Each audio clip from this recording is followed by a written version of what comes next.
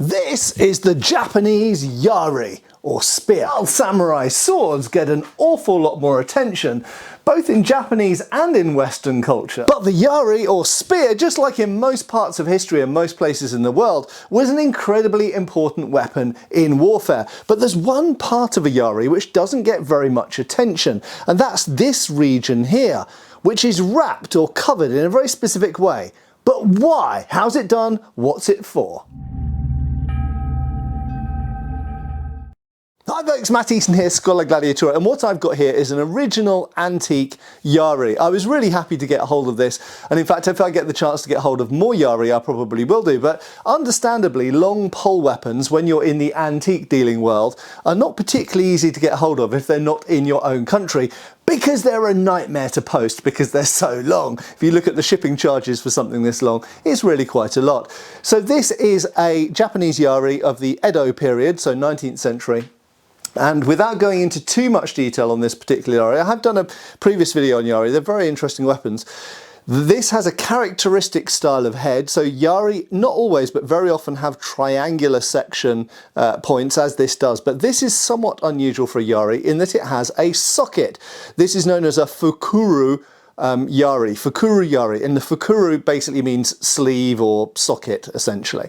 And this is unusual. Now you might think, why is that unusual? Don't most spears have sockets? Yes, indeed they do. However, in Japan, most spears have a long tang or nakago, a stalk essentially, which goes down inside the shaft. And by far most Japanese yaris actually have this tang, much like a sword, going down inside the grip or shaft. This type of socketed head is actually relatively unusual in Japan. But that's not what we're looking at in this video. Instead, we're looking at this section. Now, I should mention, so yari in Japan can be made of various materials. This particular one is made of a hardwood known as red oak. For anyone who does martial arts, you're probably familiar with red oak because you can buy it today, commonly used for jo and bow staffs. It's a very common and hard-wearing and durable style of wood.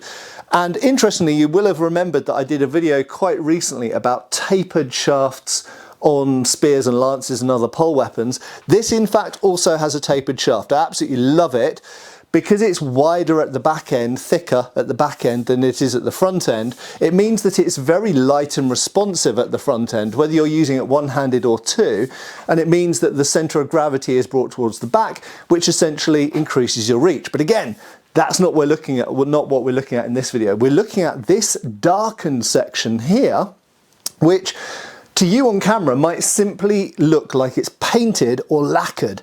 And in fact it is lacquered, but it's lacquered over rattan. That's right, there's a rattan wrap all the way up the shaft here, and in fact a little decorative element just there that's a little bit different.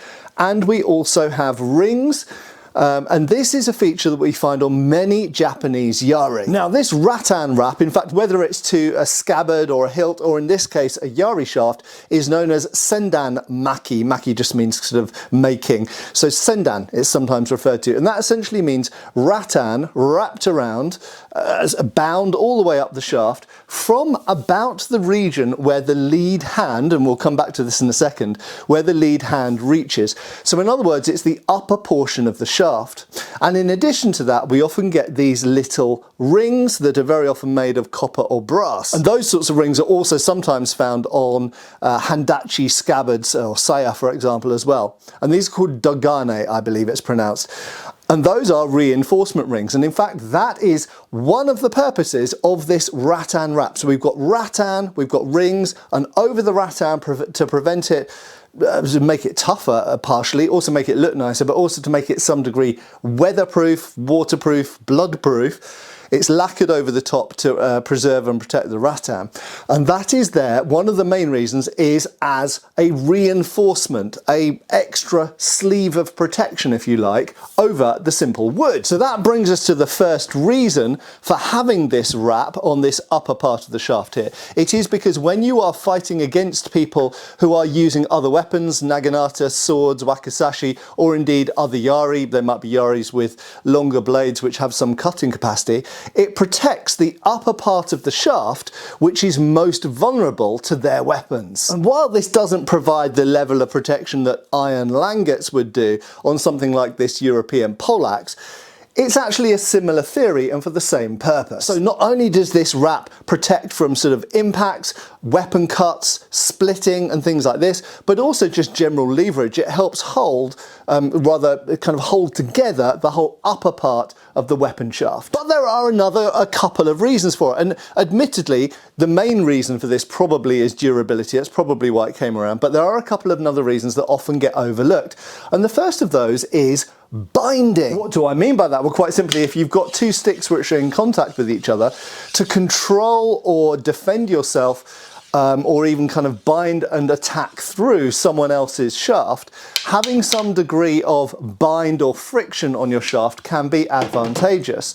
So for example, if you've got a completely straight shaft like this with no crossbars or lateral elements, which some yari do have, then being able to bind against the opponent's weapon and push it aside, which you can do more easily with this rattan binding and the copper rings there, can be advantageous either in defense or attack. And the final reason for that binding up here is something again that people tend not to think about, but it's actually as a hand stop. So quite simply, the rest of the shaft here is bare wood, which means you can slide the hand up and down really easily and manipulate the weapon as you would do with a typical jo staff or bow staff, or indeed a naginata. So you've got a lot of ability to slide your hands up and down on this part of the shaft, but generally speaking from there upwards is the part of the weapon with which you are offending the opponent or binding against their weapon.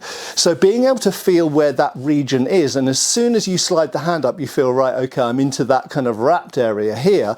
Not only do you feel it in your hand and you know not to slide your hand up necessarily further unless for some very specific technique purpose, it's kind of a indexing reference point. But in addition to that, if your hand slips up, it helps stop the hand and prevent it from slipping further. So there we go, the Japanese yari. It really deserves an awful lot more attention, both in the study of Japanese martial arts and martial history, but also just generally in the history of arms and armour. And this sendan wrapping is, I think, a really interesting and characteristic element, almost unique to Japan and really worth understanding more about. So thanks a lot for watching. I have been Matt Easton. I will see you back on the channel really soon. Cheers, folks. Thanks for watching. We've got extra videos on Patreon.